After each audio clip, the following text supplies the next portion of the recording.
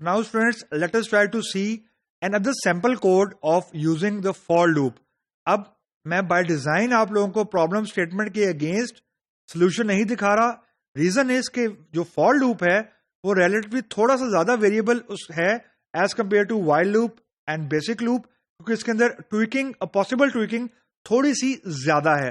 तो I just want कि आप थोड़ा सा गेट यूज टू हो जाए, you get use to the sample code and then we will obviously solve the problem statement related code. So just look at the code जो screen पे आपको नजर आ रहा है अभी. तो मैंने अब यहां पे 4 वेरिएबल डिक्लेयर किए हैं, start value, end value, I and a test bracket में नंबर कॉलन इक्वल टू 0. उसके बाद मैं लिखा begin for I in start value dot dot end value loop test colon equal to test plus 1. अब जो यहां पे मैं पॉइंट आप डिस्कस करना चाह रहा हूं वो ये है कि अब जो आई वेरिएबल है वो मैंने ऊपर डिक्लेयर कर दिया है, उसमें डिक्लेरेशन सेक्शन में उसको मैंने 0 से इनिशियलाइज की है. जैसे ही वो लूप में आएगा तो आई में वैल्यू कॉपी हो जाएगी स्टार्ट अंडरस्कोर वैल की, जो कि है 10. स्टार्ट वैल की वैल्यू है 10 और एंड वैल की वैल्यू है 0. तो आई में for the first time value copy हो जाएगी 10, 0 नहीं होगी.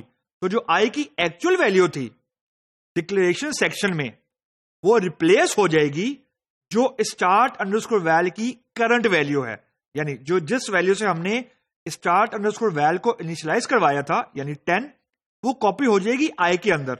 अगेन चेक होगा कि क्या आई की वैल्यू जो कि अब 10 है, क्या वो लेस देन और equal to end underscore val है, और एंड अंडरस्कोर वैल में 0 पड़ा हुआ है. अब obviously 10 is not less then 0, तो एक्चुअली कंट्रोल लूप में आएगा ही नहीं. फॉर द फर्स्ट टाइम ही जो हमारी कंडीशन है वो फॉल्स हो जाएगी. Again start value dot dot end value, there are only 2 dots and this is by design. That's one thing कि इस कोड में कंट्रोल जो है वो लूप में आएगा ही नहीं. अब फॉर एग्जाम्पल मैं अगर स्टार्ट अंडरस्कोर वैल की वैल्यू को 0 कर दूं और एंड अंडरस्कोर वैल की वैल्यू को कर दूं 10, उस सिचुएशन में कंट्रोल लूप में आ जाएगा. अगर लूप में अगर जो कंट्रोल है, जो प्रोग्राम का कंट्रोल है वो फॉर लूप में एंटर हो जाता है इस सिनेरियो में, जो मैं अभी आपको बताया कि वैल्यू अगर स्वैप कर दूं मैं, तो अब लूप में आ गया तो पहली चीज आपके दिमाग में आएगी कि मैंने आपको अभी बोला था कि you can not increment a value inside a loop. Yes, you can not increment a value inside a loop, लेकिन सिर्फ उस वेरिएबल की वैल्यू को आप इंक्रीमेंट नहीं कर सकते जो कंट्रोलिंग, जो फॉर लूप का कंट्रोलिंग वेरिएबल है, लाइक आई. अब आई की वैल्यू को मैं फॉर लूप की बॉडी में कुछ नहीं कर रहा, मैं एक इंडिपेंडेंट वेरिएबल को फॉर लूप की बॉडी में, जिस वेरिएबल का नाम है टेस्ट, उसमें for the first time value पड़ी है 0, उसको मैं इंक्रीमेंट कर रहा हूं and so on. This is totally allowed. This is totally syntactically, syntax wise this is fine. इसमें कोई गड़बड़ नहीं है. यानी जो मैं आपको पॉइंट एस्टैब्लिश करने की कोशिश कर रहा हूं, ऐसा नहीं है कि फॉर लूप में इंक्रीमेंट ही नहीं कर सकते. आप कर सकते हैं, बिल्कुल नॉर्मल ऑपरेशंस कर सकते हैं जैसे किसी भी और प्रोग्राम में करते हैं, किसी और ब्लॉक में करते हैं. लिमिटेशन सिर्फ ये है कि आपने कंट्रोलिंग वेरिएबल, जो कि हमारे केस में आई है, इसको आपने ना इंक्रीमेंट कर सकते हैं ना डिक्रीमेंट कर सकते हैं with in the body of the for loop. सिर्फ ये एक इसके अंदर रिस्ट्रिक्शन है. अदरवाइज आप किसी और वेरिएबल को इंक्रीमेंट, डिक्रीमेंट, मल्टीप्लाई, प्लस हर चीज एज इट इज कर सकते हैं जो बाकी किसी भी आप और नॉर्मल प्रोग्राम में करते हैं. So let us try to run the code in the editor and see how it will behave. तो let me put the code in the editor to see के how it will run. So if I put the code here, so the value of, it seems के उसने code को नहीं वहां से copy किया. तो let me put the code here again. Okay, so now we have the values. अब अगर मैं इसको इसी सिचुएशन में रन करने की कोशिश करता हूं एंड देन अगर मैं एक dbms underscore output for loop के बाहर लगा देता हूं, तो जस्ट सी के ये हाउ दिस कोड जो अभी लिखा हुआ है as it is after loop, और उसकी वैल्यू मैं कर देता हूं इनिशियलाइज. जो भी वैल्यू है मेरे पास आई की, लेट्स सी के लूप के बाद dbms output dot put underscore line. So let us try to run the same chunk of code, same initialise की हुई है मैंने वैल्यूज, कोई चेंज नहीं किया. लेट्स सी के हाउ इट विल बिहेव. तो आफ्टर लूप देखें वैल्यू डिस्प्ले हो रही है 0. तो let us try to output some value inside the loop to see कि लूप में एक्चुअली आ भी रह के नहीं आ रहा. तो मैंने लूप के अंदर वैल्यू डिस्प्ले की इनसाइड लूप. तो लेट अस, जो मैं इसको फॉर्मेट कर लूँ इसे ताकि तो इसकी रीडेबिलिटी बेहतर हो जाए. Okay, so if I will run the same code again, तो लेट्स सी क्या डिस्प्ले करता है. अगेन उसने डिस्प्ले किया आफ्टर लूप और 0, यानी जो एंड लूप के बाद वाली स्टेटमेंट है this one, only this is getting executed. Reason अभी हम डिस्कस की है कि स्टार्ट अंडरस्कोर वैल्यू है 10 जो कि आई में कॉपी हो गई है फॉर द फर्स्ट टाइम, और एंड लूप की वैल्यू है 0. तो for the first time 10 is not less then और इक्वल टू 0, यानी आई की वैल्यू एंड अंडरस्कोर वैल से लेस ही नहीं है. तो एक्चुअली लूप में कंट्रोल लूप में आ ही नहीं रहा, तो इसे डायरेक्ट यहां पे आ गया. तो लूप में कभी एग्जीक्यूशन हो ही नहीं रही. And what if I swap the value, यानी स्टार्ट वैल्यू कर दूं 0, एंड अंडरस्कोर वैल्यू कर दूं 10. तो let us try to play again and see के, और मैं इन बिटवीन टेस्ट की वैल्यू भी डिस्प्ले कर देता हूं ताकि हमें पता लगे कि टेस्ट की वैल्यू के साथ क्या ऑपरेशन हो रही है. तो let me display value of test. Test मेरा वो वेरिएबल है जो इसका फॉर लूप से कोई ताल्लुक नहीं है, यानी it is independent of for loop. यानी फॉर लूप में ना कंट्रोल हो रहा है ना इसका इंक्रीमेंट हो रहा है. फॉर लूप से इसका इंक्रीमेंट कंट्रोल नहीं कर रहा. तो let me try to run the same code and let's see. अब वो कहता है inside loop value of I 0, ये वाली line. Value of test is 1, क्योंकि for the first time value of test थी 0.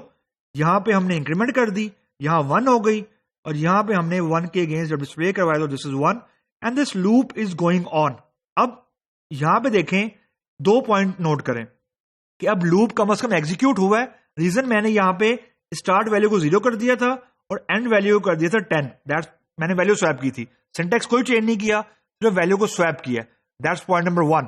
पॉइंट नंबर 2 कि जो ये टेस्ट, और जो इंपॉर्टेंट पॉइंट है टेस्ट, जो ये टेस्ट का वेरिएबल है, इसमें मैंने यहां पे इंक्रीमेंट बिल्कुल की है और मुझे लूप ने कुछ नहीं कहा, ना सिंटैक्टिकली ना इसको मैंने रन किया, तो कोई इसने गड़बड़ नहीं दी.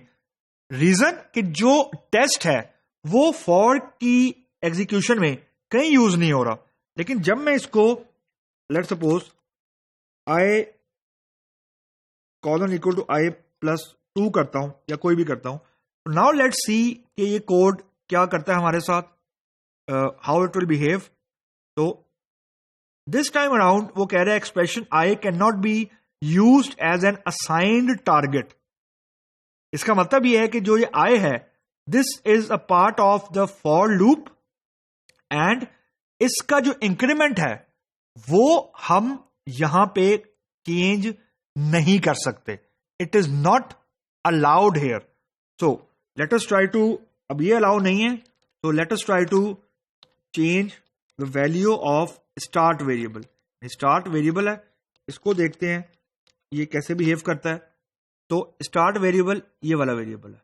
तो let us try to see how this will get executed.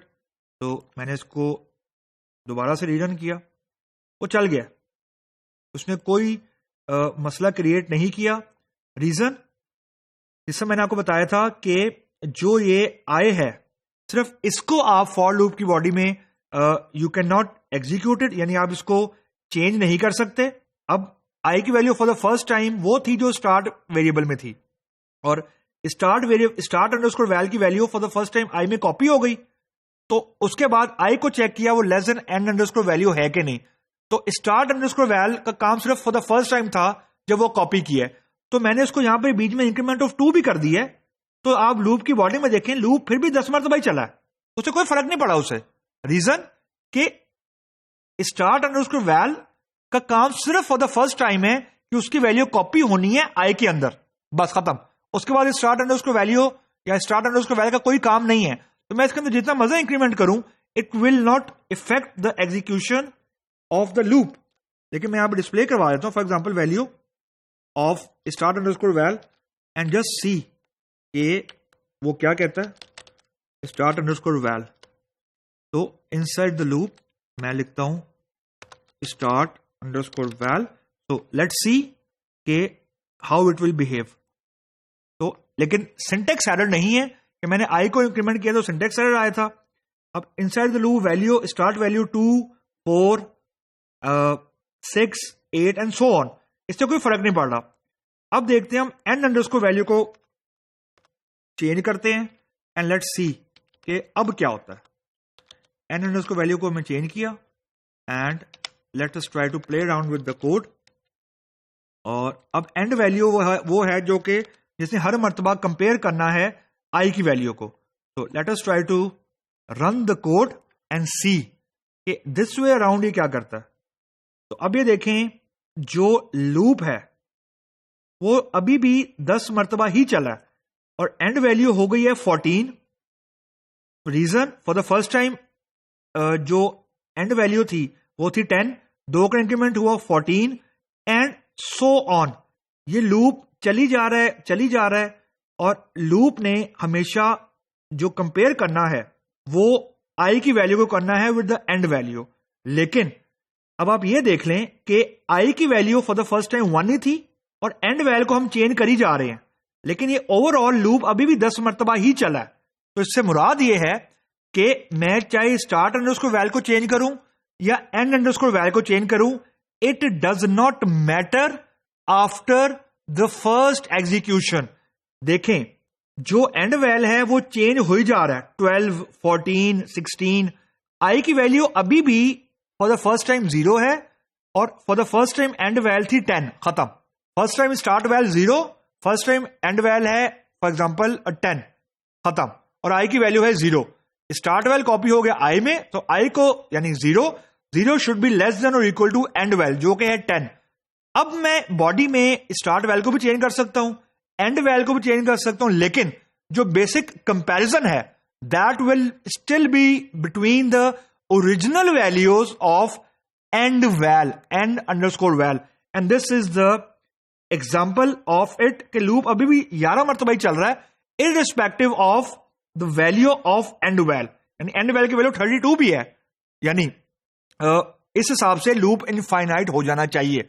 अगर हर मर्तबा हम एंड वैल की वैल्यू को चेंज करें तो कभी भी आई की वैल्यू एंड लूप से या एंड वैल से ग्रेटर हो ही नहीं सकती। It is not possible actually, लेकिन पॉसिबल हो गई है। रीजन कि end underscore val for the first time comparison के लिए स्टोर हो जाता है, तो बाद में अगर लूप में चेंज करती भी रहें it will not affect the total number of iterations which are allowed in a for loop.